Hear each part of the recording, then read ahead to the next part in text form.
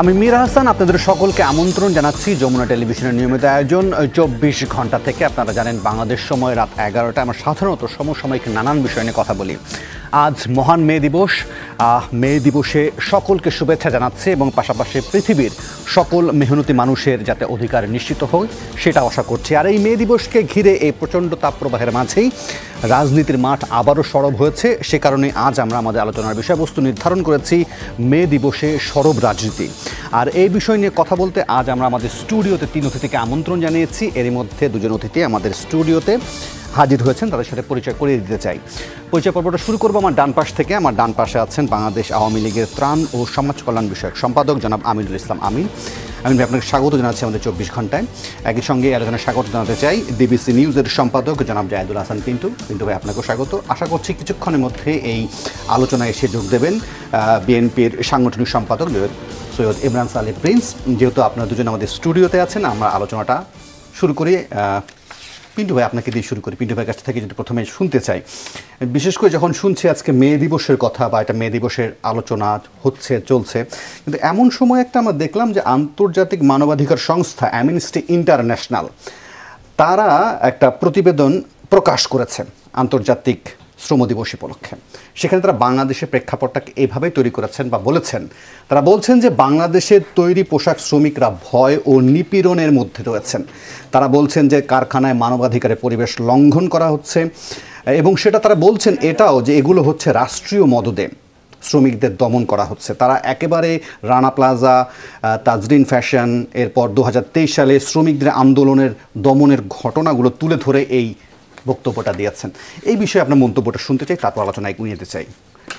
ধন্যবাদ আপনাকে। আমার কাছে এটা ওভার স্টেটমেন্ট মনে হয়েছে। ওকে, একদম যে বাংলাদেশে তো সব ধোয়া তুলসী পাতা না, কিছু ঘটনা ঘটে, সেটা অস্বীকার করার উপায় নেই। কিন্তু আপনি যদি সামগ্রিক অর্থে বিষয়টা বিশ্লেষণ করেন, এই পরিস্থিতি তো উন্নতির দিকে। আমাদের শ্রমিক পরিস্থিতি যতটা খারাপ ছিল গার্মেন্টসে, এখন তাদের কমপ্লায়েন্স মানার জন্য কিছু কিছু পদক্ষেপ তো কর্তৃপক্ষ নিচ্ছে। ট্রেড ইউনিয়ন অনেক জায়গায় নাই, কিন্তু শুরু হয়েছে। আর নিপীড়ন নির্যাতন যদি বলেন সেটা কোন দিক থেকে, এখন তারা বলছে রাষ্ট্রীয় মদদে। নিপীড়ন নির্যাতন তো মালিক পক্ষ থেকে হয়। মানে আপনি বেতন কম দিবেন, সুযোগ সুবিধা কম দিবেন, সেটাও কিন্তু মানবাধিকার লঙ্ঘন, সেটাও নিপীড়ন নির্যাতন। সেইটা না বলে আপনি একতরফাভাবে যদি রাষ্ট্রের উপরে চাপিয়ে দেন, সেটা আমার কাছে একটু ইন্টেনশনাল মনে হয়। কেন জানেন, বেতন, শ্রমিকদের বেতন বাড়ানোর, সুযোগ সুবিধা বাড়ানোর বিষয় যদি আসে, তখন মালিকদের বিষয় আসে। মালিকরা যখন বলবে তখন তাদের জিনিসের দাম বাড়ানোর কথা বলবে, বায়াররা তো আবার দাম বাড়াবে না। এই দ্বিতীয় আবার একটা আপনার শোষণের মতো পরিস্থিতি হয়। সেইটা নিয়ে আবার খুব বেশি তোড়জোড় থাকে না ওই বিদেশি সংস্থাগুলো বলেন বা তারাও। যে এখানে আরেকটা কথা বলে রাখা ভালো, যে অধিকাংশ হিউম্যান রাইটস অর্গানাইজেশন সারা বিশ্বজুড়েই পশ্চিমা রাষ্ট্রের অগ্রবর্তী দল হিসাবে কাজ করে। তারা তাদেরকে দিয়ে আগে বলায়, এরপরে তারা তাদের একটা ফিল্ড তৈরি করে নেয়। আপনি দেখবেন যে পশ্চিমা রাষ্ট্রের কোনো মানবাধিকার লঙ্ঘন তারা মিউ মিউ করে বলে, আমাদের অঞ্চলের কিছু হলে তখন আবার বাঘের মতো হুঙ্কার দিয়ে বলে। তো এই জিনিসগুলো কিন্তু আপনার কগনিজেন্সে নেওয়া উচিত। তার মানে এই না আমি রিপোর্টটা উড়িয়ে দিচ্ছি, তা না। কিন্তু আমার দেশে তো শ্রমিকটা নির্যাতিত, নিপীড়িত, এটা তো বলার কিছু না, এটা আছে। কিন্তু আপনার কাছে মনে হচ্ছে যে এই প্রতিবেদনে কিছু ইন্টেনশন কিছু রয়েছে। কিন্তু পাশাপাশি যদি আমরা এবারকার প্রতিবেদনটাও ধরি, সেখানে বলা হচ্ছে যে শ্রমিক মালিক মিলে গড়বে স্মার্ট হবে বাংলাদেশ। শ্রমিকদের জীবনমান কি স্মার্ট হলো? না, এটা তো হয় নাই, সেটা তো আপনার আমি বললামই যে ওই জায়গাটা আমরা পৌঁছাতে পারি নাই। এটার জন্য আমার এই রাষ্ট্রকে আমি একা দায়ী করি না, তো এখানে রাষ্ট্র অনেক সময় বাধ্য করতে পারে না। এটা সরকার যেই ক্ষমতায় থাকুক, আপনার আমাদের রাষ্ট্র ব্যবস্থাটাই হয়ে গেছে আপনার পুঁজিদের পক্ষে অবস্থান নেয়, মালিকদের পক্ষে অবস্থান নেয়, ব্যবসায়ীদের পক্ষে অবস্থান নেয়। তো সেই জায়গায় আপনার যখন এই শ্রমিক মালিক ভাই ভাই বা শ্রমিক মালিক কাঁধে কাঁধ মিলিয়ে হাঁটার কথা বলবেন, তখন আজকে প্রধানমন্ত্রীর বক্তব্যটা একটু শুনবেন। ওখানে উনি ওই কথাটা ক্লিয়ার করে দিয়েছেন, কিন্তু ওনার কথা শুনবেন না তো মালিকরা। কী করবেন? যে আমি কিছুটা ছাড় দিয়ে শ্রমিকদের মান উন্নয়নের জন্য যদি চেষ্টা করি, আমি ধরেন 100 টাকা আয় করি, এর মধ্যে আমি কিছু টাকা তাদের জন্য দিয়ে দিই, আমি লাভটা কম নেই, কম বলতে লাভের চেয়ে অংশটা একটু কম নেই, সেই জায়গায় আমরা ছাড় দিই, আমাদের মালিকরা সেই ছাড়টা দেন না। এখন নানান রকমের বক্তব্য দিতে পারেন, এই যে ওয়েস্টটা দেয় যেটা মিনিমাম, কিন্তু মালিকরা যারা আছেন, যারা বায়রা আছেন, তারা তো ফরেনারদের সাথে যে বার্গেনিংটা করেন, দর কষাকষিটা করেন, সেখানেও তো কম টাকা দিয়ে তো বার্গেনিংটা করেন, যার কারণে তো তারা এই যুক্তিটা এসে দেন যে আসলে আমি তখন বার্গেনিং করে কম দিয়ে নিয়ে এসেছি। কেউ যদি $10 বলে, বাংলাদেশের বায়াররা বলে $8, তো শুধু $2 ছেড়ে দিয়ে আসছে, সেইটা তোলার চেষ্টা তো শ্রমিকদের কাছ থেকে করা হয়। সেটা আরেকটা প্রশ্ন হবে, সেটা নিয়ে আরেকটা আলোচনা হয়ে যেতে পারে। কিন্তু আমার প্রশ্ন যেটা আরও স্পেসিফিক করে পেতে পারে, আপনার পাশে 2 জন মানুষ আছেন আমাদের সাথে এরই মধ্যে এসে যোগ দিয়েছেন জাতীয়তাবাদী দল বিএনপির সাংগঠনিক সম্পাদক জনাব ইমরান সালেহ প্রিন্স। সৈয়দ ইমরান সালেহ প্রিন্স, আপনাকে স্বাগত জানাচ্ছি। আপনি দেখছেন 2 জন আছেন, 2টি দলের বড় পদে আছেন, তারা সাংগঠনিক দায়িত্বে আছেন। তারা প্রশ্নের জায়গাটা হচ্ছে যে বাংলাদেশের প্রায় প্রত্যেকটা রাজনৈতিক দলেরই শ্রমিক সংগঠনগুলো আছে, দলগুলো আসলে তাদের নিজের চাওয়ার বাইরে গিয়ে শ্রমিকদের জন্য আসলে কতটুকু করে, সেটার দিকে কি বলেন? আচ্ছা, এটা তো একটা ব্রড অ্যাসপেক্টে বললেন। হ্যাঁ, শ্রমিকদের জন্য আইন কানুন যদি বলেন, হচ্ছে 2006 সালে শ্রম আইন হয়েছে, এর আগে IRO 69 দিয়ে চলতো। হ্যাঁ, আবার সংশোধনও হচ্ছে। আইন কানুনের দিক দিয়ে কিন্তু পিছিয়ে নেই, সরকারগুলো করে। আমার কথা হলো এই জায়গায় বাস্তবায়নের অংশে সরকারগুলো এই ইয়েদের আপনার কি বলে মালিক পক্ষকে বাধ্য করতে পারে না। যতদিন এটা না পারবে, অথবা মালিক পক্ষের চিন্তা চেতনায়ও আপনার একটা পরিবর্তন আনতে হবে। আমরা দেখবেন যে এই যে মুনাফার, এই যে আমি কদিন আগে রিপোর্ট গেল না, যে এই গরমের মধ্যে আপনার এসির দাম বিক্রি, মানে এসি বিক্রি বাড়ছে, দামও বাড়িয়ে দিচ্ছে, যেখানে কমার কথা আপনি যদি বাল্কে কিনেন। তো এইসব জায়গায় এমনি যেমন বাজারেও আমরা উপরে কন্ট্রোল করতে পারি না, এই মালিকদের উপরেও আমরা ওই কন্ট্রোলটা আরোপ করতে পারি না। এখন তারা যুক্তিতর্ক দিয়ে এগিয়ে যায়, কিন্তু তারা কিন্তু পলিসি লেভেলে থাকে, তারা রাষ্ট্রের নীতি নির্ধারণে ঢুকে পড়ছে, রাজনীতিতে ঢুকে পড়ছে, সব জায়গায় তারা ঢুকে পড়ছে। শ্রমিকদের প্রতিনিধিত্ব কিন্তু ওই জায়গায় অতটা নাই, যেই কারণে তাদের ভয়েসটা প্রান্তিকই থেকে যায়। আমিন ভাইয়ের জন্য অনেকগুলো প্রশ্ন তৈরি হচ্ছে, আমি বরং একটু ইমরান সালেহ প্রিন্সের কাছে শুনে আসি, তাহলে নিশ্চয়ই আরও কিছু প্রশ্ন আপনার জন্য তৈরি হবে, নিশ্চয়ই আপনার জবাব দিতে সুবিধা হবে। আমি বরং ইমরান সালেহ প্রিন্স, আপনার মন্তব্য জানতে চাইব যে অ্যামনেস্টি ইন্টারন্যাশনালের যে বক্তব্য বাংলাদেশের শ্রম অধিকার নিয়ে বা শ্রমিকদের বিষয়ে, সেখানে তারা বিভিন্ন উদাহরণ তুলে করে বলছেন যে রাষ্ট্রীয় মদদে আসলে পোশাক শ্রমিকদের অনেক ভয়ের মধ্যে রাখা হচ্ছে, নিপীড়নের পরিবেশ তৈরি করা হয়েছে। সে বিষয়ে আপনার মন্তব্য শুনবো, তারপর আলোচনা এগিয়ে নিয়ে যাব। ধন্যবাদ আজকের এই শোতে আমাকে আমন্ত্রণ জানানোর জন্য। প্রথমেই আমি আমার সহ আলোচকদের শুভেচ্ছা জানাচ্ছি, দর্শক শ্রোতা যারা তাদেরকে শুভেচ্ছা জানাচ্ছি। আজকে মহান মে দিবস। এই মে দিবসে আমি একই সাথে বাংলাদেশের মেহনতি শ্রমিক সমাজ, যাদের মেহনতে বাংলাদেশ গড়ে উঠছে, সভ্যতার বিকাশ ঘটছে, এবং এক কথায় যে বাংলাদেশ বিনির্মাণে যারা কঠিন এবং কঠোর অবদান রাখছেন, তাদের প্রতি শ্রদ্ধা অবনত চিত্তে সম্মান জানাচ্ছি এবং তাদেরকে শুভেচ্ছা জানাচ্ছি, এবং তাদের ন্যায়সঙ্গত আন্দোলন বা অধিকার আদায়ের সংগ্রামে সংহতি প্রকাশ করছি। তো আপনি বলেছেন যে অ্যামনেস্টি ইন্টারন্যাশনালের যে রিপোর্ট, সেই রিপোর্ট কি আসলে সেই রিপোর্টে আসলে কি কোনো অত্যুক্তি করা হয়েছে বা কোনো অসঙ্গতি ছিল? আসলে তো বাংলাদেশে যে গার্মেন্টস শ্রমিক যারা আছেন, শুধু গার্মেন্টস শ্রমিক কেন, শ্রমিকরা কি আসলে তাদের ন্যায্য মজুরি পাচ্ছে? এই যে গার্মেন্টস শ্রমিকদের যে মজুরি দেওয়া হয়েছে, সেই মজুরি কি বর্তমান যে বাস্তবতা, যে অর্থনৈতিক যে সংকট চলছে বা নিত্য প্রয়োজনীয় যে দ্রব্যমূল্যের ক্রমাগত যে লাগামহীন ঊর্ধ্বগতি, সেই ঊর্ধ্বগতিতে জনগণের জীবনযাত্রার ব্যয় অনেক বেড়ে গেছে, সেখানে কি আসলেই সেটা আপনার শ্রমিকদের ন্যায্য যে প্রাপ্য সেটা কি পাচ্ছে?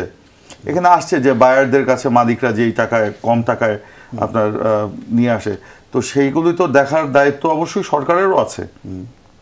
মালিকরা আমাদের দেশের বাস্তবতা তো এটা বুঝেন, মালিকরা তো চাবে তার কাজ আনার জন্য যত কম টাকায় নিয়ে আসা যায়, কিন্তু তারা এটা তাদেরকেও মালিকদেরকেও দেখতে হবে যে যাদেরকে দিয়ে এই কাজগুলো করানো হচ্ছে তাদের জীবন যাত্রা যাতে একটা মানসম্মত হয়, তাদের স্বাস্থ্য যাতে ভালো থাকে, তারা যেন সমস্ত সুযোগ সুবিধা পায়, এবং মালিকরা এটা করছে না, তো এইটা দেখার দায়িত্ব কার? সরকারের, এবং এটার জন্য আলাদা প্রতিষ্ঠান আছে সরকারের, আছে কলকারখানার প্রতিষ্ঠান আছে, তো সেখানে সেই প্রতিষ্ঠানের কাজটা কি, সেগুলো আসলে কতটুকু দায়িত্ব পালন করছে সেটা নিশ্চয়ই প্রশ্ন থাকবে। জাহিদুল হাসান পিন্টু বলছিলেন যে এই প্রতিবেদনকে তার মনে হচ্ছে যে অতি মূল্যায়ন। না, আমি কোন অর্থে বলছি একটু প্রিন্স ভাই শোনেন নাই তো? আমি বলছি প্রিন্স ভাই যে কথাগুলি বলছেন মালিকদের প্রসঙ্গে, এগুলি নিয়ে কিন্তু আমি ওই কথাগুলি বলছি। আমি বলছি রাষ্ট্রীয় মদদে যেটা, সেখানে আপনার ওই জায়গাটায় রাষ্ট্রীয় মদতে নির্যাতন বা নিপীড়নের কথা বলা হচ্ছে, এটার পাশাপাশি যে মালিকদের যে বঞ্চনাটা তারা করে সেইটাকে তারা শুধুমাত্র তারা স্টেট মেকানিজমকে সেটাকে তিনি বলছেন যে এটা অতি মূল্যায়ন এবং এটার মধ্যে ইন্টেনশন আছে। পাশাপাশি আরও 3-4টি বিষয় তিনি সামনে এনেছেন। তিনি বলছিলেন যে প্রধানমন্ত্রী যে বক্তব্যগুলো দেন বা যে নির্দেশনাগুলো দেন, মালিক পক্ষরা সেটা অনেকটাই শোনেন না, এবং পশ্চিমাদের যে এই প্রতিবেদনগুলো আছে সেই প্রতিবেদনগুলোকে তাকে মনে হচ্ছে বা অনেকেই মনে করেন যে এটার মধ্যে ইন্টেনশন আছে, কারণ তারা তাদের নিজেদের ডেমোক্রেসির ব্যাপার যতটা সরব নয়, অন্যান্য দেশে এইসব বিষয় তার খুব। দেখুন, এইগুলো আসলে আমরা বলে নিজেদের দায়টা আমরা অন্যদিকে চাপানোর চেষ্টা করি বা জনগণের দৃষ্টি ভিন্ন খাতে প্রবাহিত করার চেষ্টা করি। এই যে কিছুদিন আগেই আপনার যে সর্বনিম্ন যে আপনার গার্মেন্টস শ্রমিকদের সর্বনিম্ন বেতন যেটা নির্ধারণ করা হলো, এটা তো তারা একটা আন্দোলন করছিলেন, আন্দোলনের আপনারা দেখেছেন সেই আন্দোলনকে দমন করার জন্য পুলিশ সেখানে নির্বিচারে গুলি চালিয়েছে, 2 জন শ্রমিক সেখানে নিহত হয়েছে, অনেক শ্রমিক আহত হয়েছে, অনেক গার্মেন্টস লে অফ ঘোষণা করা হয়েছে, অনেকে চাকরিচ্যুতিও ঘটনা করা হয়েছে। তারপরে সেখানে একটি আপনার কি বলা যায় এটাকে, সর্বনিম্ন 12,500 এবং সর্বোচ্চ 14,750 টাকা বোধহয় এটা নির্ধারণ করা হয়েছে। তা আমি যে কথা বলছিলাম যে দেশের আজকে যে বাস্তবতা, আপনার অর্থনৈতিক যে সংকট, মানুষের মানে জীবনযাত্রার ব্যয় বহু অংশে বেড়ে গেছে, এবং নিত্য প্রয়োজনীয় দ্রব্যমূল্যের যে ঊর্ধ্বগতি, প্রতিদিন আপনার দ্রব্যমূল্য বাড়ছে, তো সেইটাতে কি এই 14,750 টাকা আমরা সর্বোচ্চটাই ধরলাম, তার ঘর ভাড়া, তার সকালের নাস্তা, দুপুরের খাবার, 4 জন মানুষ থাকার কথা, হ্যাঁ, তারপর দুপুরের খাবার, বিকেলের খাবার বা রাতের খাবার, তারপর তার অসুস্থ হলে তার চিকিৎসা খরচ, তারপর তার গ্রামের বাড়িতে যদি বাবা মা থাকে তাদেরকে কিছু টাকা পাঠানো, তারপর তার আরো যে দৈনন্দিন কাপড় চোপড় কেনা, তারপর এগুলো কিনে, এটাকে 14,750 টাকা বর্তমান বাস্তবতায় এটা মোটেও আপনার না, মানে কি বলা যায়, এটাকে সঙ্গতিপূর্ণ না। তারপরেও আমরা তো রাষ্ট্রের সর্বোচ্চ মহল থেকে আমরা শুনেছি, শ্রমিকদেরকে বলা হয়েছে যে এটাই মেনে নিতে হবে, এটাই মেনে নিতে হবে, এটা নিয়ে আন্দোলন চলবে না। আজকেও যেরকম শেখ হাসিনা যেটা বললেন যে কেন শ্রমিকরা আন্দোলন করবে, কেন রাস্তায় নামতে হবে, তাদের কেন আন্দোলন করতে হবে, এটা কোনো গণতান্ত্রিক নেতার মানে বক্তব্য হতে পারে না। ঠিক আছে, আপনি কি রাজনৈতিক দলের একজন কর্মী হিসেবে নিজের দায় অনুভব করেন কিনা, যেহেতু আপনাদের শ্রমিক সংগঠন আছে? আমি দেখছিলাম যে শ্রমিক নেতা হিসেবে নজরুল ইসলাম খান অনেক রিনাউন একজন মানুষ, বিএনপির একজন গুরুত্বপূর্ণ নেতা, তিনিও মনে করেন যে জাতীয় শ্রমিক সংগঠনগুলোর আসলে দর কষাকষির ক্ষমতাটা আসলে খুবই সীমিত, সেই দর কষাকষির জায়গায় আসলে আপনার রাজনৈতিক দলগুলো আসলে না, এগুলি তো আসলে বাস্তবতা। আজকে দেশে যে রাজনীতি নেই, রাজনীতির যে সুষ্ঠু পরিবেশ নেই, কিংবা এই যে দর কষাকষিরও যে একটা সুষ্ঠু পরিবেশ নেই, সেই কারণেই তো আজকে এই দর কষাকষিগুলো করতে পারছে না। আজকে কেন এটা হচ্ছে, আপনার সবগুলি সংগঠন প্রতিষ্ঠানকে তো আজ্ঞাবহ করে রাখা হচ্ছে। এই দর কষাকষির জন্য তো একটা ত্রিপক্ষীয় একটা কমিটি আছে সরকারের, আছে না? সেই কমিটি কখনো শুনেছেন তারা বসেছে, তারা আলোচনা করেছে? এই কমিটিগুলিতে কারা আছে? সরকারের আজ্ঞাবহ ছাড়া কেউ থাকে? যেমন ধরেন আপনি বলতে পারেন যে আপনাদের সময় কমিটিতে কারা ছিল, আমাদের সময় কমিটিতে বিরোধী মানে সংগঠনের নেতারাও কিন্তু ছিলেন। নাম যদি জিজ্ঞেস করেন নামও আমি বলে দিতে পারবো। তো আমি সেই দিকে যেতে চাচ্ছি না। আমার কথাটা যেটা বলছিলাম যে সেই পরিবেশ তো আজকে বাংলাদেশে নেই বলেই তো আজকে এই সংকটগুলোর সৃষ্টি হচ্ছে।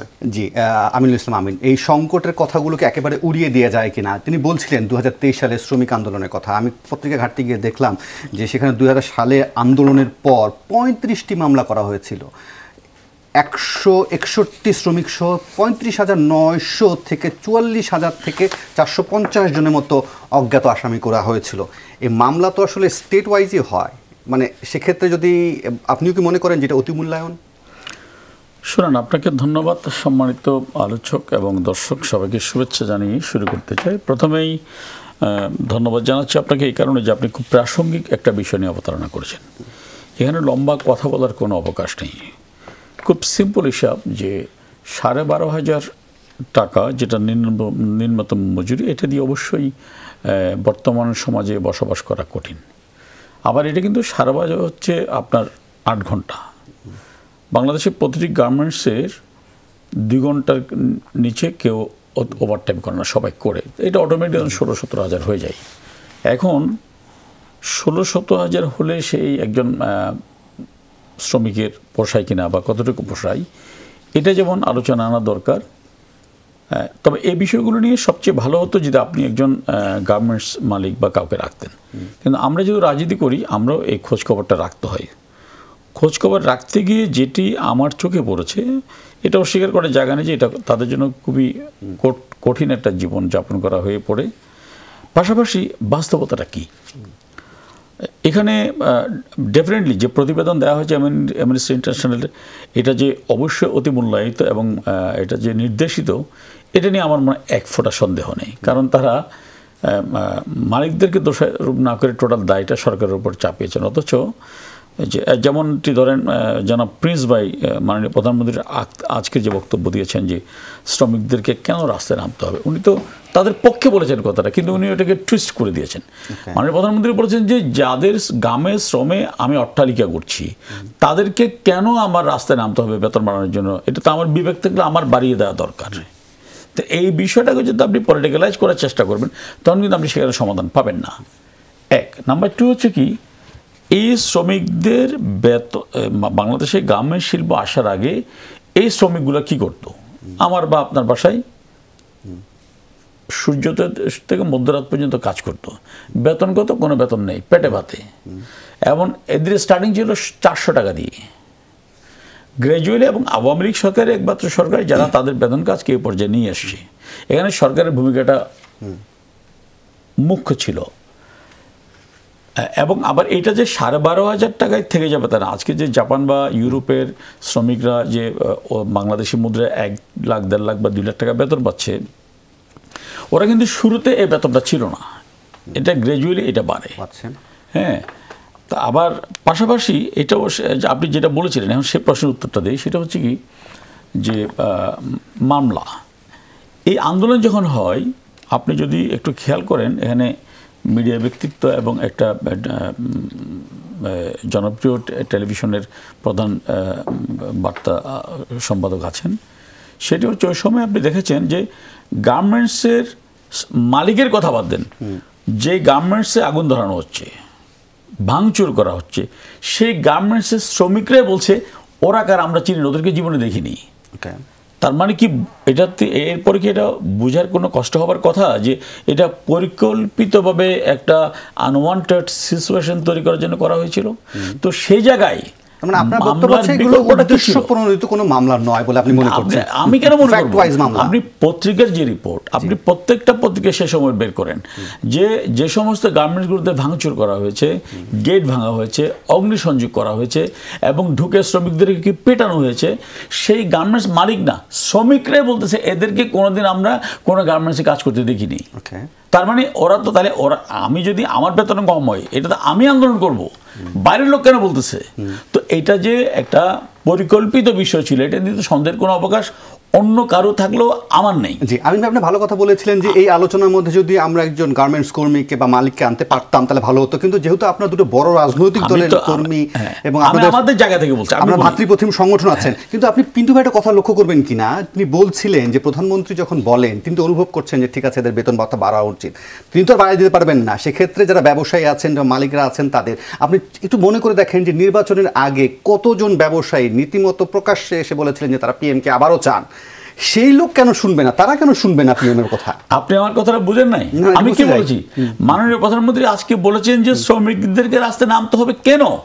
তার মানে তিনি আবার তাগাদা দিয়েছেন, তার মানে পিন্টুর কথা ঠিক শুনুন, অফকোর্স মানে এটা তো শুনেন, এখন হয়েছে কি জানেন, সালিশ মানে তাল গাছটা আমার, আপনি ভালো আমার জন্য, যদি সিদ্ধান্ত আমার পক্ষে আসে আপনি আমার জন্য খারাপ, যদি সিদ্ধান্ত আমার বিপক্ষে যায়। এখন আমি আরেকটা জায়গায় আসি, সেটা হচ্ছে কি, ধরেন আবার একপক্ষীয়ভাবে আমি বাংলাদেশের সমস্ত গার্মেন্টস মালিকদেরকে দায়ী করার পক্ষেও না, কারণ এটাও মাথায় রাখতে হবে, যখন 56% বেতন বাড়ানো হলো শ্রমিকদের এই আন্দোলনের পরে, যখন সেখানে ইলেকট্রিসিটি দাম বাড়ানো হলো, গ্যাসের দাম বাড়ানো হলো, আবার একই সাথে ইউক্রেন রাশিয়া যুদ্ধের আগে যখন বাংলাদেশ থেকে ইউরোপ আমেরিকা পণ্য যেতে সময় লাগতো 21 থেকে 22 দিন, সেটা এখন লাগতেছে 42 থেকে 44 দিন, অর্থাৎ সেখানে টোটাল শিপমেন্ট কস্ট বেড়ে গেছে দ্বিগুণ। তো আজকে অ্যামনেস্টি ইন্টারন্যাশনাল অথবা আমাদের দেশে কমপ্লায়েন্সের জন্য যারা জবরদস্তি করছেন, তারা কি এই বাস্তবতা মেনে নিয়ে 1 সেন্ট দাম বাড়িয়েছেন? তোরা কোনাকে আমাদেরকে অ্যাডভাইস করেন, ওরা যদি বলতো যে তোমাদের এই কমপ্লায়েন্সের কারণে আমরা দাম বাড়াচ্ছি। আপনি খেয়াল করেছেন কি, পৃথিবীতে গ্রিন যে ফ্যাক্টরিগুলো, এর মধ্যে শুধু বাংলাদেশে 40% ফ্যাক্টরি, শুধু বাংলাদেশে। অর্থাৎ বাংলাদেশ কমপ্লায়েন্সটা কিভাবে ফলো করছে। আপনি চায়না যান, আপনি পাকিস্তানে যান, আপনি ইন্ডিয়াতে যান, ওখানে কিন্তু অ্যামনেস্টি ইন্টারন্যাশনাল বলেন অথবা ইউরোপের কি বলে অ্যাকর্ড বলেন অথবা কমপ্লায়েন্স বলেন, সেগুলো থোড়াই কেয়ার করে। ঠিক আছে, অগ্রগতির কথা বলতে পারবো, আমরা বলে যাব, কিন্তু পাশাপাশি রানা প্লাজার কথা, তাজরিনের কথা, এগুলো আসলে কি এই জিনিসগুলো আমাদের মাথায় না। তাজরিনের মালিকটা আমি চিনি না, দেখিও না জীবনে। অথবা আরেকটা বিষয় আমি বলি আপনাকে, আমাদের আরেকটা প্রবণতা তৈরি হয়েছে। হ্যাঁ, আমাদের দেশে অতি লোভের কারণে অনেকগুলো গার্মেন্টসে অনেকগুলো দুর্ঘটনা ঘটেছে, কিন্তু অ্যাট দ্য সেম টাইম এতেও মাথায় রাখতে হবে, ভাই আমি একটা গার্মেন্টসের মালিক বা 100 কোটি টাকা দিয়ে একটা গার্মেন্টস করলাম, একটা টেক্সটাইল করলাম, সেখানে আমার গার্মেন্টসে যারা চাকরি করে টেক্সটাইলে 14-15 হাজার টাকা বেতনের, ওদেরকে আমি কোন দুঃখে মেরে ফেলতে যাব? এটা অ্যাক্সিডেন্ট। তার মানে আমি অ্যাক্সিডেন্টটাও হয়তো ওদের মানে খামখেয়ালি পড়ার কারণ হচ্ছে, সেখানে আমি ছাড় দেওয়ার পক্ষে না। কিন্তু আপনি যদি এই তাজরিয়ানে অ্যাক্সিডেন্টের কারণে যদি বাংলাদেশি গার্মেন্টস ফ্যাক্টরি বন্ধ করতে চান, অথবা রানা প্লাজার কারণে যদি বাংলাদেশি গার্মেন্টস ফ্যাক্টরি বন্ধ করতে চান, তাহলে আখেরে কি আমাদের বন্ধ তো সমাধান হতে পারে না, বন্ধ তো সমাধান হতে পারে না। সমাধান হবে যে আমাদের পরিবেশের উন্নয়ন। আপনি সেখানে কতটুকু ঢুকলাম ভাই, আমাকে একটু সময় দেবেন, একটা বিরতি নিয়ে, বিরতির পর ফিরে এসে আমি আসলে এই আলোচনার সাথে আরেকটা আলোচনা যোগ করতে চাই। প্রশ্নটা কি এখনই রেখে যাই, সেটা হচ্ছে যে আমরা দেখছিলাম যে গতকাল আওয়ামী লীগের সভানেত্রী কার্যনির্বাহী সভায় যে কথাটা বলেছেন, যে তিনি বলছেন যে তার সরকারকে উৎখাত করার জন্য অতি ডান অতি বাম সব এক হয়েছেন। তিনি আসলে জানতে চেয়েছেন যে আসলে আওয়ামী লীগের অপরাধটা কি। আমি ফিরে এসে ইমরান সালেহ প্রিন্স আপনার কাছে জানতে চাইব, আসলে আওয়ামী লীগের অপরাধটা কি, যে একজোট হয়ে সবাই কেন, যেটা খোদ পিএমের কথা থেকে আসছে, পিএমের যে প্রশ্নটি ছিল যে আসলে অতি ডান অতি বাম সবাই কী কারণে এক হয়ে সরকার উৎখাত করতে চাইছে, এবং তাদের পিএম জানতে চাইছেন যে তার দলের অপরাধটা কী। পাশাপাশি এই প্রশ্নের সাথে আমি আরেকটা প্রশ্ন জুড়ে দিতে চাই। আমি আসলে জানতে চাই যে যেভাবে বলা হচ্ছে যে ডান বাম সব এক হয়ে গেছে, আসলে কি এক হয়েছে কি না? কারণ এখন পর্যন্ত বিএনপির ক্ষেত্রে আমরা দেখেছি ইসলামপন্থী দলগুলো বলেন বা জামাত সহ এই প্রশ্নে এখন পর্যন্ত বিএনপির সাথে যেসব বাম দলগুলো আছে আন্দোলনের মাঠে, সেখানেও কি কোনো ফয়সালা হয়েছে যার কারণে এখনই বলার সুযোগ আছে যে আসলে সবাই এক হয়েছে? ধন্যবাদ। এই প্রশ্নের উত্তর আজকে মে দিবসের সমাবেশে আমাদের মহাসচিব মির্জা ফখরুল ইসলাম আলমগীর সাহেব দিয়েছেন। তারপর আমি বলি যে শুধুমাত্র অতি ডান বা অতি বাম না, বাংলাদেশের ক্রিয়াশীল সকল রাজনৈতিক দল, সকল পন্থার মানুষ, সকল পন্থা রাজনীতির সকল পন্থার মানুষ আমরা এক হয়ে আমরা এই সরকারের পতন চাইছি। কেন চাচ্ছি এটা আওয়ামী লীগ নিশ্চয়ই জানে। তারপরেও বলি, তারা গণতন্ত্রকে হত্যা করেছে, নির্বাচনী প্রক্রিয়াকে ধ্বংস করেছে। সর্বশেষ যেটা 7ই জানুয়ারি, যেটা আমি আর দামি মার্কা নির্বাচন যেটা করলো, সেই নির্বাচনের মধ্য দিয়ে, যে সেই প্রহসনের মধ্য দিয়ে বাংলাদেশের নির্বাচনী ব্যবস্থাকে ধ্বংস করে দিয়েছে। এই সরকার ক্ষমতায় থাকলে জনগণের সে অধিকার আর ফিরে আসবে না এবং গণতন্ত্র আর ফিরে আসবে না। রাজনীতির পথকে সংকুচিত করে দেওয়া হয়েছে। এখানে একটা কর্তৃত্ববাদী শাসন বা আরেকটু যদি বলি একটা একচেটিয়া তন্ত্র কায়েম করা হয়েছে। তো যে কারণেই এই মানে এই যে ফ্যাসিস্ট যে আওয়ামী সরকার, তাদের আমরা পতন চাচ্ছি। এবং আপনি যে প্রশ্নটা করেছেন এখানে কি সব এক হয়েছে কিনা, নিশ্চয়ই রাজনীতির ময়দানে সবাই তো একই কথা বলছি, আমরা একই কথা বলছি, হাঁটতে হাঁটতে তো এক মোহনায় সবাই মিলিত হতেও পারে। সেটা যখন সময় আসবে তখন নিশ্চয়ই দেখবেন। এখন তো আমরা যারা আন্দোলন করছি বা এই যে এই আমি দামি মার্কা নির্বাচন যারা আমরা বর্জন করলাম বা আমাদেরকে বাইরে রেখে যে নির্বাচনটা একতরফা নির্বাচনের নামে যে প্রহসনটা করা হলো, সেখানে তো সবাই এক কথাই বলেছি আমরা এক দফা, এবং এই এক দফা তো আমরা পরিত্যাগ করিনি এখনো, এক দফাতে আমরা আছি। আপনি বলতে পারেন আপনার তো মাঠের কর্মসূচিতে নাই, হ্যাঁ মাঠের কর্মসূচিতে আমরা নাই, আপনি আমাদের এই মুহূর্তে দেয়, আগামী 2 দিন পরে যে থাকবো না এটা তো বলি নাই। আমরা এটা স্পষ্ট করেই বলেছি এক দফা আমরা পরিত্যাগ করি নাই, এক দফা আন্দোলন চলমান। আমরা আমাদের 27,000 নেতাকর্মী জেলে ছিল। একটা রাজনৈতিক দলের 27,000 নেতাকর্মী যদি জেলে থাকে এই 2 মাসে এই আন্দোলন চলাকালীন সময়ে, সেই দল কিভাবে আপনি মুভ করবে? একটা গলা টিপে হত্যা করার মতো অবস্থাও হয়ে গিয়েছিল। আমরা তাদেরকে মুক্ত করে নিয়ে এসেছি। প্রায় 2 লক্ষ নেতাকর্মীর বিরুদ্ধে নতুন মামলা হয়েছে এই গত অক্টোবর মাস থেকে আপনার এই যে জানুয়ারি পর্যন্ত। এদেরকে এখনো এরা অনেকে জামিন পায় নাই, এখনো এরা নিজের এলাকায় ফিরতে পারে নাই, এদের স্বাভাবিক জীবনে আমরা ফিরাতে পারি নাই, এদের কর্মজীবন, রাজনৈতিক জীবন, পারিবারিক জীবন তছনছ করে ফেলা হয়েছে। এখানে আমরা এদেরকে আমরা এখন একটা পর্যায়ে নিয়ে এসে, স্বাভাবিক জন্য নিয়ে এসে অবশ্যই এক দফা আন্দোলনের আমরা পরবর্তী কর্মসূচি ঘোষণা করব। ঠিক আছে, আপনি বলছিলেন, কিন্তু আমি আরেকটু বোঝার চেষ্টা করি। ধরেন আপনারা বলছেন যে এর আগের অতীত আন্দোলনের ক্ষেত্রে আমরা দেখতাম, সেক্ষেত্রে একেবারে সব ডান বাম ইসলামী সব দলগুলো একসঙ্গে একটা যুগপৎ আন্দোলনের মধ্য দিয়ে মুভমেন্ট এবং একটা ঘোষণার মধ্য দিয়ে তারা এক মঞ্চে কোনো না কোনোভাবে এসছে। কিন্তু এখানে তো একেবারে যে সব এক হয়ে গেছেন, এই প্রশ্নটা কি এখন এক ছিল? এক জাতীয় পার্টি ছাড়া আপনি ধরেন এই আন্দোলনে তো আমরা বিএনপি যেরকম ছিল আপনার, তারপরে গণতন্ত্র মঞ্চ আমাদের সাথে ছিল, 12 দলীয় জোট ছিল, জামাতে ইসলামী ছিল, এবং সেখানে একমাত্র জাতীয় পার্টি সেখানে তারা ধরি মাছ নাচুই পানি করেছে। এছাড়া বাংলাদেশের ক্রিয়াশীল রাজনৈতিক দলগুলো সবাই ছিল এই আন্দোলনের, ছিল মানে এই দাবির প্রতি ছিল। এমনকি আমাদের এই যুগপৎ আন্দোলনের ছিল না বাংলাদেশের কমিউনিস্ট পার্টি, বাংলাদেশের সমাজতান্ত্রিক দল বাসদ, এরাও তো তাদের অবস্থান থেকে তারা আন্দোলন করেছে। এবং তাদের দাবি আমাদের দাবি তাদের দাবি এক, যে সরকারের পদত্যাগ, নির্দলীয় নিরপেক্ষ তত্ত্বাবধায়ক সরকারের অধীনে নির্বাচন।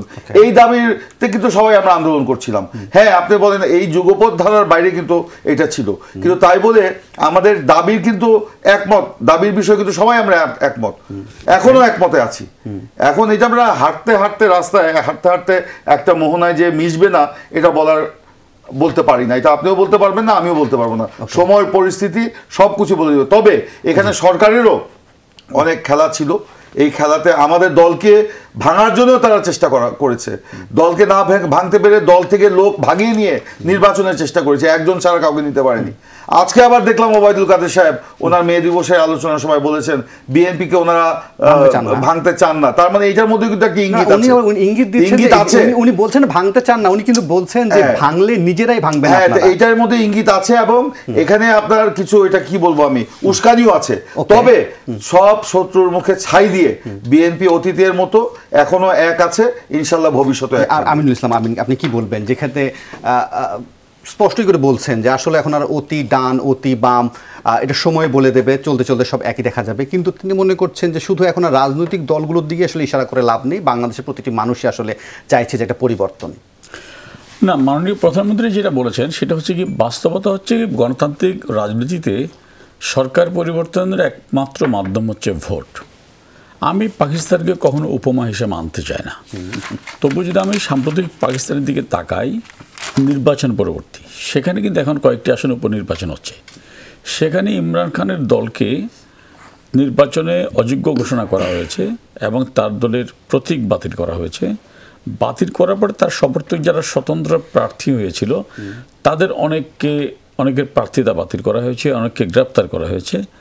তারপরেও কিন্তু তারা নির্বাচনে অংশগ্রহণ করেছে, এবং অংশগ্রহণ করার পরে যখন জান্তা সরকার দেখলো যে ফল ইমরানের পক্ষে যাচ্ছে, তখন প্রায় 17 ঘন্টা ফলাফল বন্ধ রাখা হয়েছিল।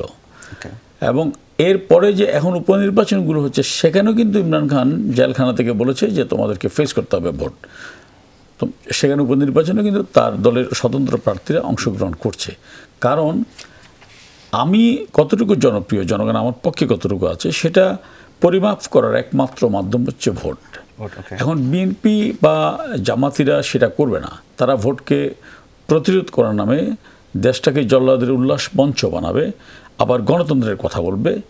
এটা ঠিক নয়। এই জায়গা থেকেই মাননীয় প্রধানমন্ত্রী বলেছেন যে তারা ভোটের চ্যালেঞ্জ গ্রহণ না করে তারা হয়তো নানা ধরনের চক্রান্তে লিপ্ত আছে, এবং সেটি বলার আরেকটি কারণ হতে পারে যে এই চক্রান্ত সম্পর্কে যেন দলের নেতাকর্মীদেরকে সচেতন করা হয়। আমি এখানে অমূলক বা অরাজনৈতিক কিছুই দেখতে পাচ্ছি না।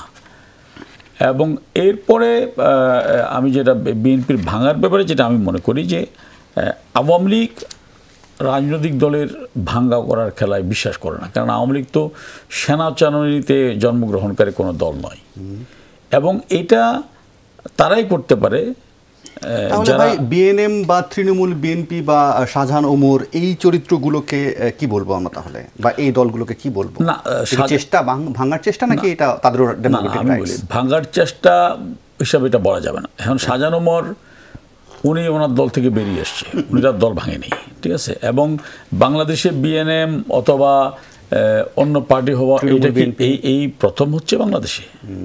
বাংলাদেশ কি আওয়ামী লীগ ভেঙে বাকশাল হয়নি, অথবা মিজান আওয়ামী লীগ হয়নি, জাসদ ভেঙে বাসদ হয়নি, অথবা কমিউনিস্ট পার্টি ভাঙেনি, নেব বাসানি ভেঙে নেম মুজাফফর হয়নি? তা কি বলবেন এগুলোকে আপনি? এগুলোর পিছনে কোনো ইন্টেনশন নেই, স্বাভাবিক প্রক্রিয়া না। এটা হচ্ছে কি, দলগুলো অনেক কারণে ভাঙতে পারে। আমাদের দল থেকে কি কাদের সিদ্দিকী বেরিয়ে নতুন দল করেনি? করেছেন। হ্যাঁ, আমি কি বলবো যে এটা বিএনপি নিয়ে গেছিল তাকে? ওকে, ইন্টারেস্টিং পয়েন্ট, তাই না? তো এখন হ্যাঁ, অনেক সময় সরকারি দল অনেক খেলা খেলতে পারে, অথবা যারা একেবারে যাদের জনভিত্তি নেই বা সেনাচারণীতে যারা জন্ম, তারা তো এই খেলা খেলতে পারে। তো আওয়ামী লীগ কেন সেই কাজটা করবে? কারণ আমরা 2008 সালে যে নির্বাচন, সেই নির্বাচনে তো বিএনপি, জামাত, যুদ্ধাপরাধী সবাই একাট্টা হয়ে নির্বাচন করেছিল। সেই নির্বাচনে তো মহাজোট 262 আসনে জয়লাভ করেছে, বিএনপি মাত্র 29টা আসন পেয়েছিল। তো ওই সময়ে যদি ঐক্যবদ্ধ বিএনপি, ঐক্যবদ্ধ জামাতকে রেখে আমরা তারা 29টা আসন পাই, তাহলে এখন আমাদের কি এমন ঠেকা পড়ছে যে ওদের ভাঙতে হবে আমাদের নির্বাচনে জয়লাভ করার জন্য? হোয়াট এভার, আমরা গত 15 বছর তো বাংলাদেশের অর্থনৈতিক চিত্র পাল্টে দিয়েছি। এটা প্রিন্স ভাইরা যত অস্বীকার করুক, বিশ্ব বাস্তবতা আজকে সবাই মেনে নিচ্ছি। এখন তাদের কোনো নেতা যদি তাদের উপর অসন্তুষ্ট হয়ে দল ত্যাগ করে আওয়ামী লীগে আসে, যেমন ধরেন উপজেলা নির্বাচন চলছে, এখন বিএনপি বলছে কেউ নির্বাচনে অংশগ্রহণ করবে না। প্রথম দফে মাত্র 145টি আসনের নির্বাচন, সেখানেই বিএনপির 81 জনকে সাসপেন্ড করতে হয়েছে। না, ঠিক আছে, এখন আপনি কি বলবেন যে আমরা তাদেরকে প্রভাবতী নির্বাচন? ঠিক আছে, আপনি প্রশ্ন করে নিয়েছেন, আমি পরে পার্টি গিয়ে এটা নিয়ে আলোচনা করতে চাই, কারণ আমরা এখন পর্যন্ত দেখছিলাম 2 ধাপে বিএনপি তার 141 জন নেতাকর্মীকে বহিষ্কার করেছে একেবারে, না গণমাধ্যমের রিপোর্ট। কিন্তু আমার প্রশ্ন, এক ধাপে না, দ্বিতীয় ধাপে হচ্ছে 66। না, এটা এখনো করিনি আমরা। আচ্ছা, এটা সিদ্ধান্ত হয়েছে, এটা যখন প্রত্যাহার হবে, ওকে, প্রত্যাহার করবে না, তারপর আমরা প্রথম ধাপে আপনারা করে দিয়েছেন। প্রথম ধাপে আমরা এখানে একটু 73 এটা আমি আসি। এখানে উনি বলছেন যে আমরা বলছি এখানে নির্বাচন হচ্ছে 152টি। না, নির্দিষ্ট সময়ের মধ্যে কথা বলতে হবে। আমি পিন্টু ভাইকে একটু সময় দিতে হবে, যদি পিন্টু ভাইকে সময় দেন, কারণ আমি জানতে চাই বিএনপি এত কঠোর হতে পারছে, কিন্তু আওয়ামী লীগের ক্ষেত্রে দেখলাম আওয়ামী লীগ বলে যাচ্ছে, সেখানে যে ভায়োলেট হচ্ছে, সেখানে আসলে আওয়ামী লীগ কি এখনো কি কারণে কি অপেক্ষা করছে একটু বুঝতে চাইবো।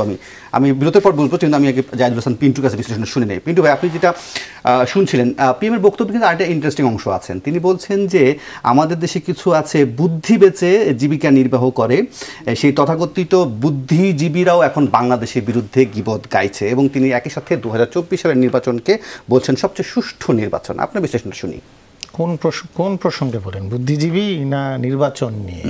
দুটি প্রসঙ্গ নিয়ে শুরু করেন, তারপর দেখেন বুদ্ধিজীবীদের নিয়ে আমাদের প্রধানমন্ত্রী নতুন বলেন না, কিন্তু কিছু কিছু বুদ্ধিজীবী তো আছে। আমি বুদ্ধিজীবী বলি না তাদের, কেন প্রধানমন্ত্রী তাদেরকে বুদ্ধিজীবী বলে সেটাও আমি ঠিক ঠাওর করতে পারছি না। কিছু কিছু আছে যারা আমরা জানতাম বুদ্ধিজীবী, আপনি যদি মনে করেন সাংবাদিক, সম্পাদক, বুদ্ধিজীবী, কিছু কিছু সম্পাদকের চেহারা তো প্রধানমন্ত্রীর প্রেস কনফারেন্সেই দেখেন, যে যেভাবে তেলের ডিব্বা নিয়ে যায়, তো সেটাও তো বুদ্ধিজীবী, তাই না? তো আমি বলছি যে কিছু কিছু বুদ্ধিজীবী আছেন এমন, এটা অস্বীকার করার উপায় নেই। প্রধানমন্ত্রী এই জায়গায় হয়তো মানে ইন জেনারেল বলছেন কিনা আমি জানি না, শব্দটা শুনি নাই, কিছু কিছু আছে বাংলাদেশে সময় মতো তারা রোলটা রাখে না। বুদ্ধিজীবীর কাজ কি? বুদ্ধি বিচে খাও না তো। বুদ্ধিজীবীর কাজ তো রাষ্ট্রকে প্রশ্ন করা, সরকারকে প্রশ্ন করা, জবাবদিহির আওতায় আনা। আমি তো আদায় করতে পারবো না, আমি প্রশ্ন তুলে দেবো, এটা কেন হচ্ছে, এটা কেন করছেন, এটা ঠিক না, এটা ঠিক। এগুলো আমরা সব সময় এটা করি না।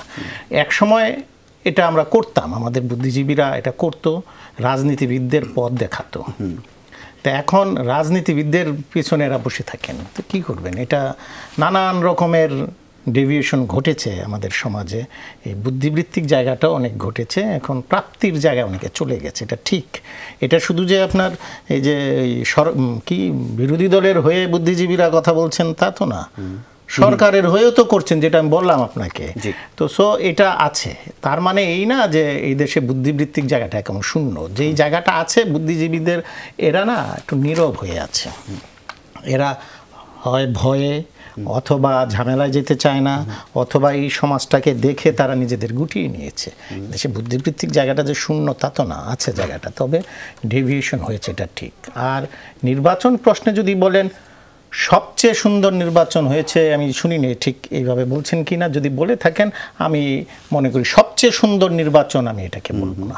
তিনি উল্লেখ করেছেন যে ধরেন সাধারণত নির্বাচনগুলোতে যে ধরনের সহিংসতার মাত্রা যদি বলেন, সহিংসতার মাত্রা, আপনি যদি ডেটা যদি নেন যে কোন নির্বাচনে কি পরিমাণ সহিংসতা হয়েছে, মারামারি হয়েছে, মৃত্যু হয়েছে, হ্যাঁ, বাংলাদেশের নির্বাচনগুলোতে রাজনৈতিক দলগুলো কিন্তু মারামারি কাটাকাটি করে মারা যায় অনেক। এই নির্বাচনটায় ওই সহিংসতা হয় নাই, প্রতিপক্ষ নাই, সহিংসতা এখানে কমেছে। ডাটা দিয়ে যদি বলেন হ্যাঁ সহিংসতা কমের দিক থেকে এই নির্বাচনটা শান্তিপূর্ণ হয়েছে, এটা নিয়ে আমি একমত। এটা যেই বলুক, এটা আমি গ্রহণযোগ্যতার ব্যাপারে যে গ্রহণযোগ্যতা কার কাছে, এখন এটা কার কাছে গ্রহণযোগ্যতা বলবেন? দেশে ধরেন দেশের মানুষ গ্রহণ করে নাই, কি হয়েছে? এটাতে কিছু যায় আসছে? সারা বিশ্বের সঙ্গে এই সরকার তো কাজ করে যাচ্ছে, তাই না?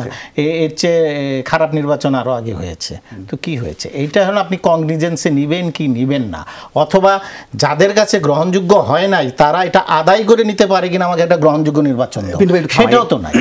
তারপরে আমি বরং ফিরে এসে তাহলে এই নির্বাচন নিয়ে ধরুন অনেক প্রশ্ন উঠছে, সামনে তো আবার উপজেলা পরিষদ নির্বাচন আসছে, সেই নির্বাচন নিয়ে যে অবস্থানগুলো না নেন, পাত্তা না দেন, তাহলে তো কিছু যায় আসে না।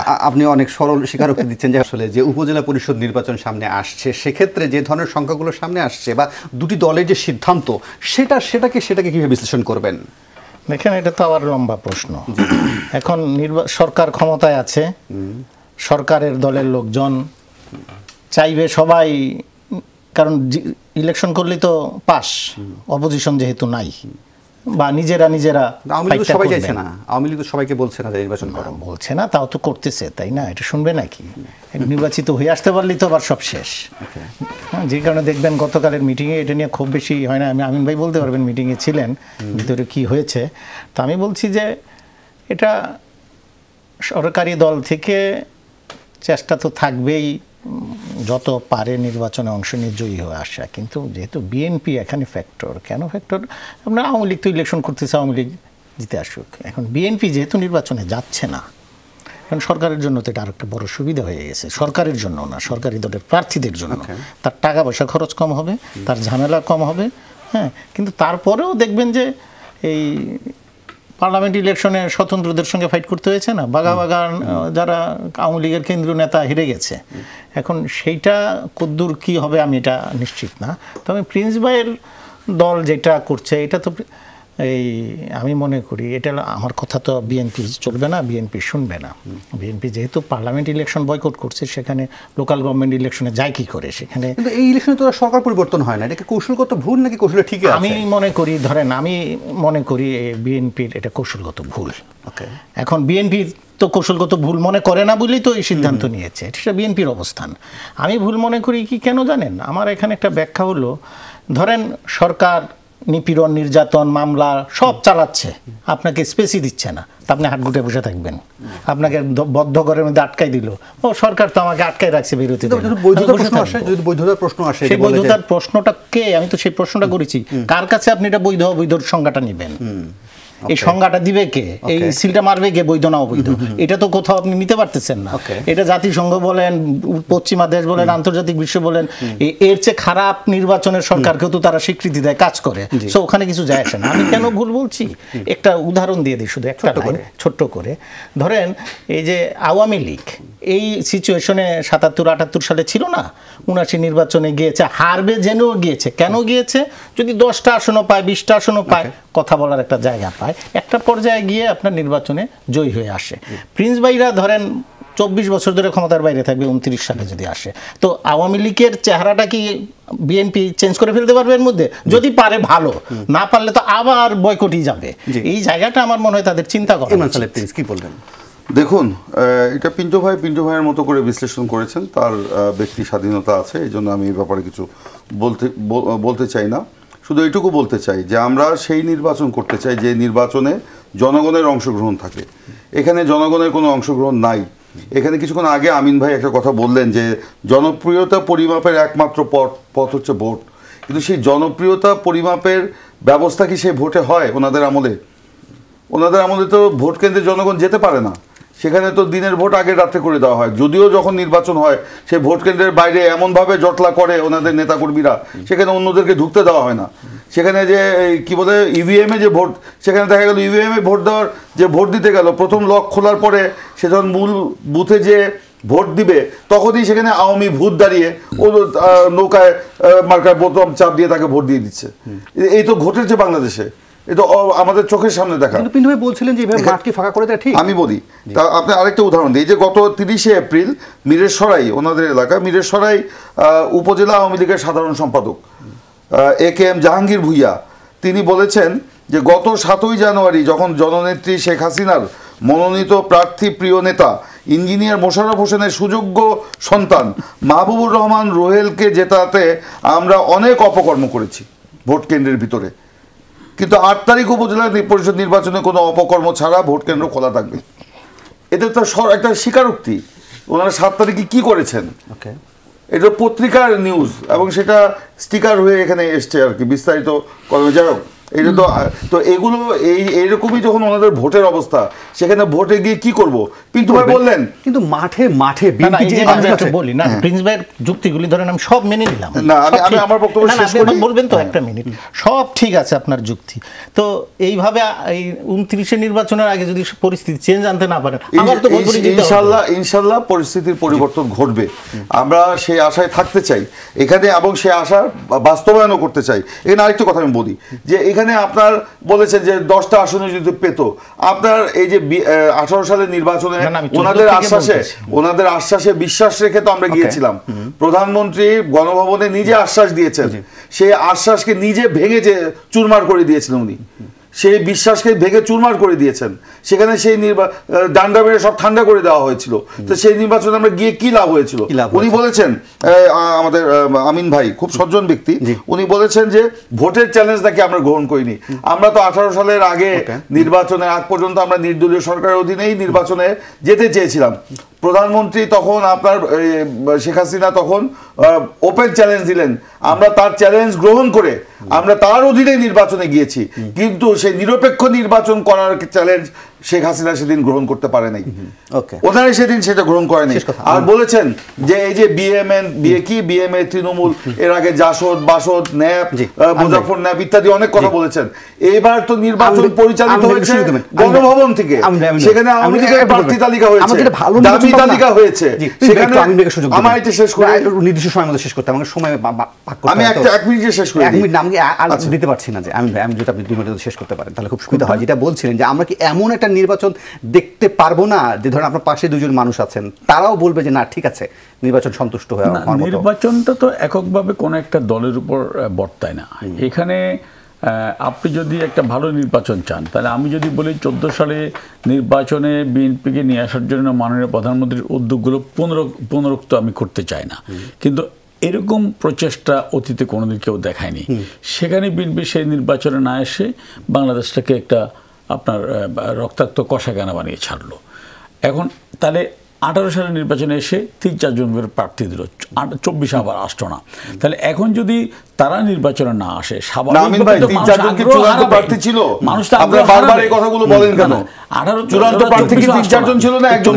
মানুষ যখন কেউ, অর্থাৎ আমি তো মনে করি বিএনপি এখানে মানুষের অপশনটাকে সংকীর্ণ করে ফেলতেছে। তার যখন মানুষ দেখবে তার অপশন নেই, তো মানুষ তো নির্বাচনে যেটা চাচ্ছেন যে তত্ত্বাবধায়ক সরকার। আচ্ছা আপনি বলেন তত্ত্বাবধায়ক চাচ্ছেন ওরা জাতীয় নির্বাচনের জন্য, স্থানীয় সরকার নির্বাচন তো কখনো তত্ত্বাবধায়ক সরকার দিনে হয় না। কিন্তু যদি এখন স্থানীয় সরকার নির্বাচনে যদি তারা না যায়, তাহলে তো বাংলাদেশের সারা জীবনের জন্য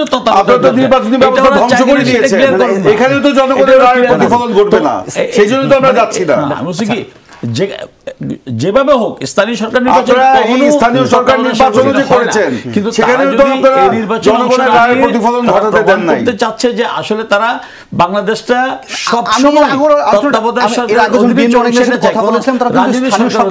কথা বলছে। ঠিক আছে, জিতে এসেও বিএনপির অনেক নেতাকর্মী জিতে এসেও স্থানীয় সরকারের পদোন্নতি, ইভেন মেয়র পদেও তারা কিন্তু দায়িত্ব পালন করতে পারে না, শুধুমাত্র দলীয় বলে স্থানীয় সরকার মন্ত্রণালয় থেকে তাদেরকে সরিয়ে দেওয়া হয়েছে। গাজীপুরের মেয়রকে কি করেছেন এক বছরের মাথায়? আমাদের এই মনে শেষ করে দেন প্লিজ। আমি আমার সময় ঠিকমতো বন্টন করতে পারিনি, আমাকে ক্ষমা করবেন। আজকের মতো এখানে শেষ করতে হচ্ছে। ইমরান সালেহ প্রিন্স, জাহিদুল হাসান পিন্টু এবং আমিনুল ইসলাম আমিন, আপনারা তিনজনের মূল্যবান সময় দিয়েছেন। এই ছিল আজকের মতো 24 ঘন্টায়। আপনাদের অসংখ্য ধন্যবাদ।